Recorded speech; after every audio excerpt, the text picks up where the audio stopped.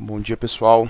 O tema do trabalho é sobre pavimentos ferroviários, análise de risco aplicada à ferrovia FC, é um estudo de caso, e o grupo é composto por mim, Igor, e pelo Gabriel.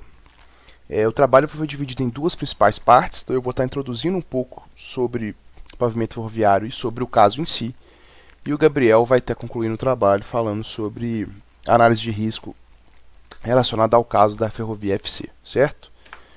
Então, o trabalho base para a apresentação tem como autora a Joana Andrea. Ele foi executado em dezembro de 2009 e tem título de Metodologia para Análise e Gestão de Riscos em Projetos de Pavimentos Ferroviários. Em resumo geral do trabalho, ela propôs uma metodologia de análise que avalia as causas, efeitos e consequências dos riscos em pavimentos ferroviários. Então, a NTT, que é a Agência Nacional de Transportes Terrestres, ela fiscaliza e regula o transporte ferroviário de cargas e passageiros através de inspeções nas concessionárias com o intuito de avaliar os aspectos de segurança e condições de qualidade operacionais oferecidas. Então, em resumo, o que ela avalia? A qualidade dos serviços prestados, a segurança das vias, tanto para os passageiros e para a carga transportada, o meio ambiente em volta à via, assim como a comunidade impactada pela execução da via e do funcionamento da via.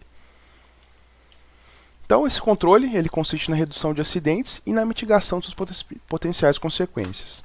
Então, em 2007, somente em 2007, tiveram 1.086 ocorrências no Brasil de acidentes de via, de pavimento ferroviário.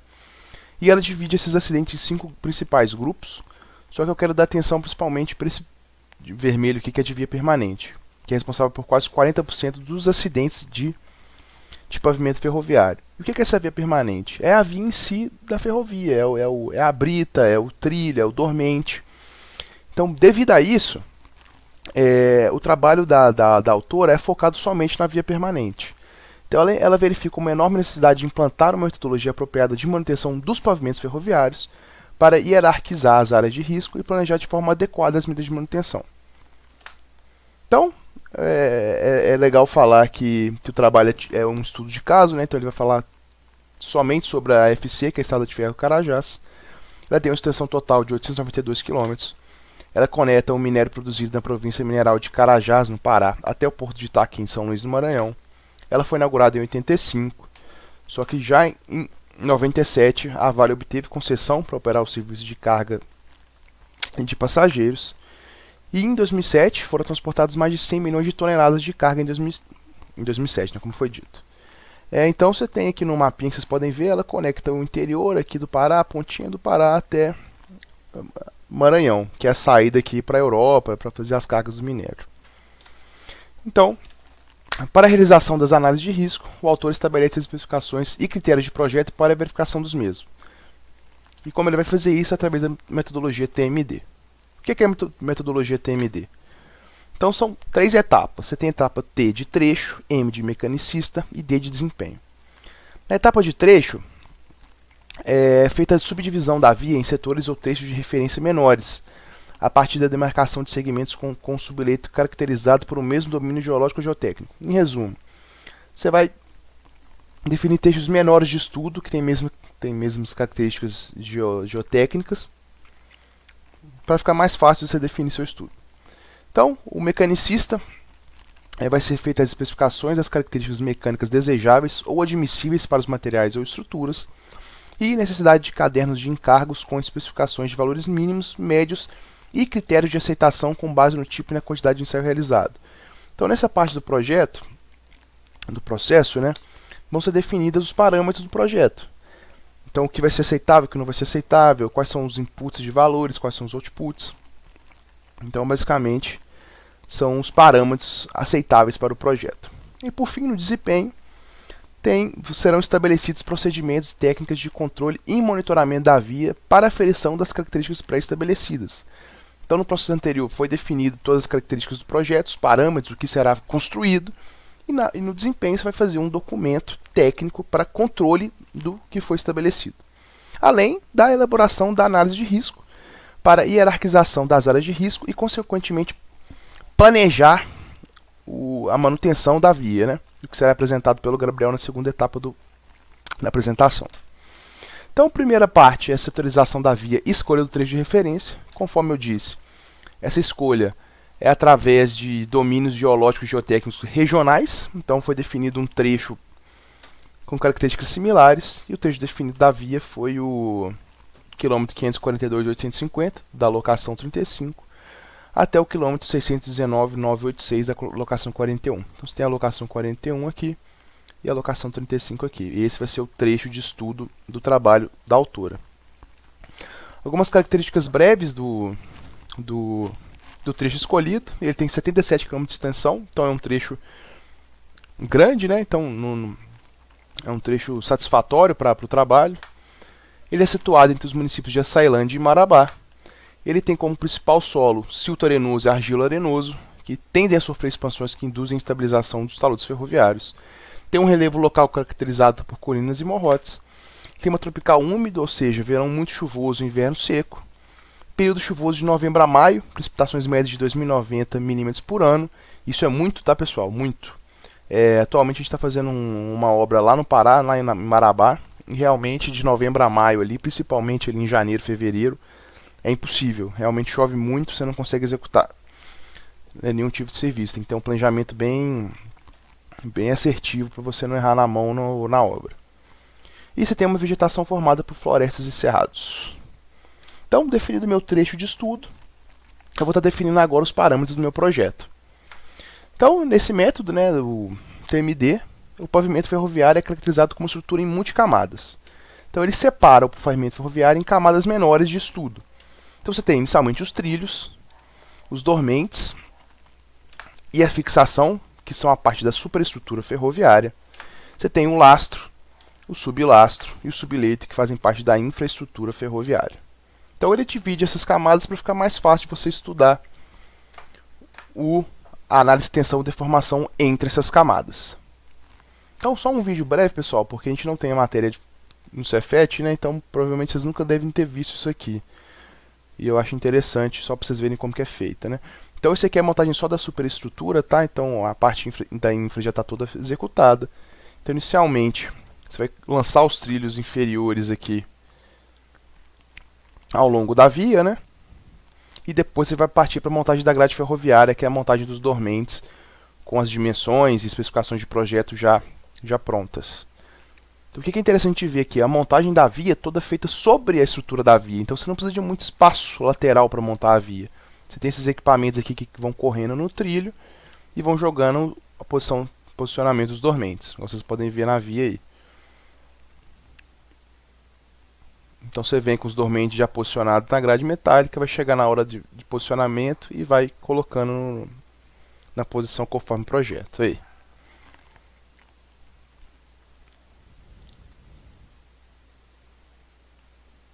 O segundo passo após a posição da grade é o trilho superior. Então você vai estar posicionando o trilho sobre os dormentes já alocados. E após isso você vai colocar a fixação entre o trilho e o dormente.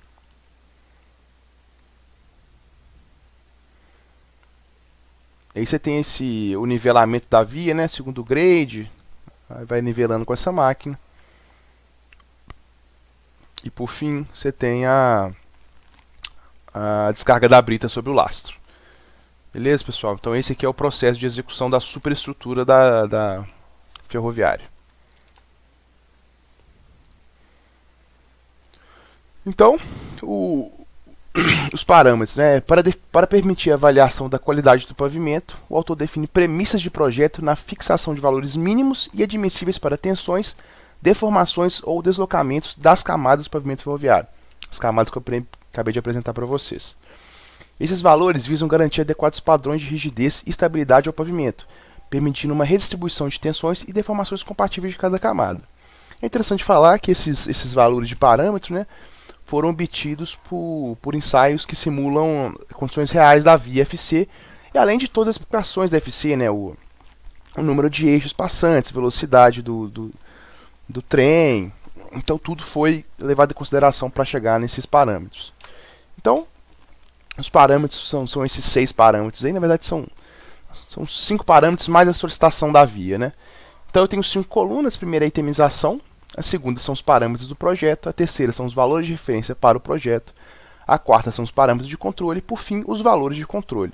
Então, só um exemplo, por exemplo, na solicitação da via, você entra com a velocidade do trem, a carga por eixo, o espaçamento entre os eixos, o período do projeto, e para cada item desse você tem um valor de referência que deve ser seguido no projeto, assim como o parâmetro de controle, que nesse caso é o número n de repetições de eixos, e o valor de controle, você tem 331 vezes 10 elevado a 6 eixos.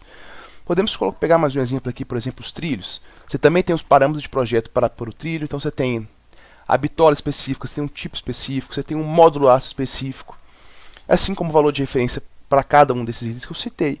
Você tem os parâmetros de controle, que no caso para os trilhos serão controlados a tensão de flexão, deflexão máxima e o módulo de via, assim como o valor de controle para cada parâmetro. Então a tensão de flexão do trilho não pode ser superior a 150 MPa, a deflexão máxima do trilho não pode ser superior a 3,2 mm, e os trilhos têm que ter um módulo de via superior a 41 MPa. Então, para cada camada do pavimento asfáltico, você tem um parâmetro e um valor de controle que deve ser seguido. Então, por fim, eu defini meus parâmetros de controle, eu vou ter a proposição de determinados procedimentos e técnicas de controle e monitoramento da via para a aferição dos parâmetros pré-estabelecidos. Então, eu vou ter a criação de um documento com procedimentos, diretrizes e técnicas que vão mostrar como serão... vai ser a conferência desses parâmetros definidos. Então, eu vou estar fazendo a elaboração da análise de riscos. Aí o autor ele dá um passo a passo de como é feito esse documento. Então, inicialmente, ele fala que tem que ter uma formação da equipe responsável pela aplicação da metodologia e definição do coordenador do trabalho. O que o coordenador do trabalho deve ter? Ele tem que ser experiente nos princípios de análise de risco para possibilitar uma efetiva aplicação do trabalho real. Você tem a programação da coleta de amostras e das campanhas de ensaio de campo e laboratório. Então, e é legal que essa programação não atrapalhe o funcionamento da via, né? Então você tem que ter um planejamento certinho de quando será feita a coleta e os ensaios de campo. Você tem reunião geral entre os profissionais com o intuito de discutir os itens a serem analisados, os conceitos e a forma de avaliação. Então você vai reunir o pessoal lá de gerenciamento de risco da obra e eles vão definir os critérios que podem ser especificados através de experiências anteriores dos gestores ou dos coordenadores ou por literatura técnica. Então, por fim, com definido tudo que foi dito, né, os parâmetros, os processos que vai ser avaliado, as diretrizes, você vai fazer esse documento com as especificações formalizadas. Então, e dando sequência ao trabalho, pessoal, o Gabriel vai estar apresentando agora sobre a efetiva aplicação da metodologia no caso UFC. Bom, pessoal, então com a parte teórica explicada pelo Igor, vamos para a aplicação prática. Então, só recapitulando, a obra estudada é a EFC, somente no trecho entre Açailândia e Marabá. A fase da obra é de duplicação da ferrovia. Os objetivos é análise de desempenho para aplicação da metodologia TMD, que foi explicado anteriormente. A justificativa do trabalho é aumentar a confiabilidade de operação da via, usando a metodologia FIMEA, que é a metodologia que permite analisar possíveis falhas e o que sua ocorrência poderia causar dentro de uma indústria, dentro de uma empresa, no caso aqui dentro da obra de duplicação da ferrovia. Na análise de risco, é primordial que se conheça o sistema analisado e seus subsistemas também. Então, no nosso caso aqui foi dividido da seguinte maneira. O sistema principal é o pavimento ferroviário e foi dividido em dois subsistemas, que é a superestrutura e a infraestrutura da via. E para analisar esses subsistemas, a metodologia TMD prevê dois tipos de procedimento, que é a observação do comportamento operacional da via e a realização de ensaios de controle e monitoramento. Esses ensaios devem ser executados tanto na camada de subleito, na camada final de terraplenagem e no sublastro, durante a execução da obra. Aí na sequência, uma vez que os subsistemas estão definidos, a estrutura é destrinchada novamente de forma hierárquica, levando em consideração a função de cada elemento e as possíveis falhas e a importância das falhas no desempenho global do sistema.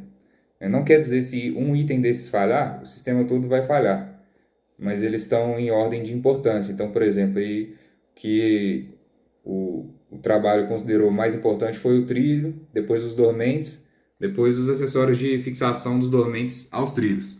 Isso na superestrutura.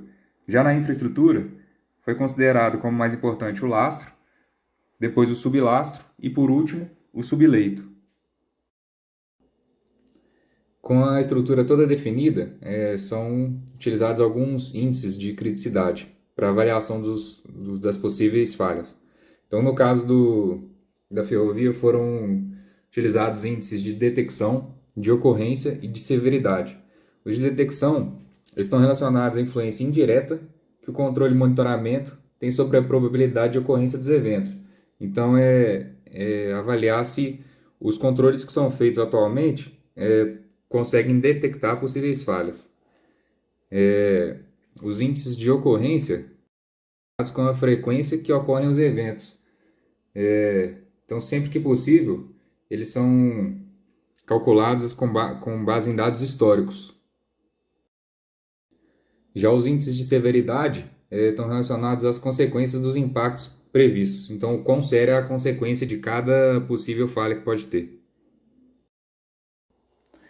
Quanto aos índices de criticidade, foi utilizada uma escala de 1 a 10, onde vai dos controles atuais detectam a falha quase sempre, até não existem controles que detectem essa falha. Para os índices de ocorrência dos eventos, foram considerados impactos na segurança, impactos ambientais ou outros impactos. Foi dividido em classes de A até E, de acordo com a probabilidade de ocorrência. Então, menos de 0,01% até 10% na segurança. A gente vê que o impacto ambiental tem mais probabilidade de acontecer, chega até maior do que 50% na classe E. E outros impactos considera falhas historicamente quase certas. Para os índices de severidade de efeitos, foram considerados, além de impactos ambientais, impactos econômicos, sociais e de saúde e segurança. Também foi dividido em classes, de 1 a 5, e aí o econômico, por exemplo, foi classificado de acordo com valores monetários de prejuízo, né? Então, foi desde desprezível, menos de 0,01 milhão de dólares, até extremo, mais de 10 milhões de dólares. Impacto ambiental foi desde impacto não mensurável até impacto catastrófico irreversível, é a última classe. Os impactos sociais foram subdivididos em impactos sobre órgãos reguladores e de censura e também inquietação pública e perda de imagem. Então, sobre os órgãos reguladores, foi desde impacto não mensurável até incapacidade de atender as exigências regulatórias. Então, no caso de uma obra ser embargada ou algo do tipo assim. Quanto à inquietação pública, foi desde nenhuma atenção de ONGs até grande manifestação de ONGs em locais internacionais, com grande perda de valor de mercado da empresa. Então, essa coluna diz respeito à imagem da empresa em relação ao tipo de atividade que ela está exercendo. Se vai passar uma imagem boa ou ruim. E na última coluna a gente tem a avaliação dos riscos de saúde e segurança, que vai desde não mensurável e pequenos socorros requeridos, até ferimentos graves com provável incapacitação ou até numerosas mortes esperadas. Aí, após a classificação dos índices anteriores, o autor da dissertação propôs essa matriz, que é para a gente avaliar se o risco é aceitável, tolerável ou intolerável.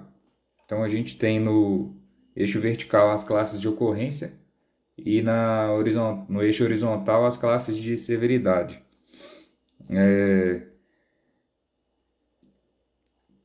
Com base nessa tabela, ele consegue jogar os valores no gráfico. Então, por exemplo, multiplica-se o índice de ocorrência pelo de severidade e ele é aceitável se for menor que 16, ele é tolerável se for entre 16 e 40 e é intolerável se for maior que 40. Ou ele deu uma outra opção de multiplicar todos os três índices, o de ocorrência, severidade e detecção. Se for menor que 50 é aceitável. Entre 50 e 110 é tolerável. Agora, se for maior do que 110 já é intolerável. Então, para a obtenção dos dados em campo, o autor propôs algumas fichas, né, para serem preenchidas. Essa primeira, você tem o subsistema, aí depois você coloca os elementos de cada subsistema, a função, as falhas funcionais e as causas. E as medidas de controle e detecção, se é que existem. A segunda ficha, você preenche com os efeitos, a criticidade, né? O índice de detecção, de severidade de ocorrência. Aí logo ao lado você faz o cálculo do RPN, que é multiplicando as três colunas anteriores. Na outra coluna você põe a classe de risco com base no RPN calculado. E se quiser preencher com algum comentário e observação por último aí, na última coluna. Aí com base no preenchimento das fichas anteriores, você joga os valores na matriz de criticidade, né, para ver se o problema, o risco é aceitável, tolerável ou intolerável. O autor não chegou a coletar dados em campo, mas ele constatou que tem uma falta absoluta de estudos de gerenciamento de risco voltado para pavimentos ferroviários. Então, o gerenciamento de risco não é feito nessa área de atuação. O problema dessa obra não ter um gerenciamento de risco é que os impactos podem ser muito significativos, né? Então, como tem bastante transporte de carga, pode ter um problema financeiro muito grande ou num transporte de pessoas, podem ocorrer acidentes, né? E, além disso, uma análise de risco bem desenvolvida, ela além de reduzir o risco associado à estrutura, mitigar os impactos da ocorrência do risco, ela ajuda a planejar o serviço de manutenção de forma adequada, sem perder tempo nem paralisação da produção e nem qualquer investimento na manutenção.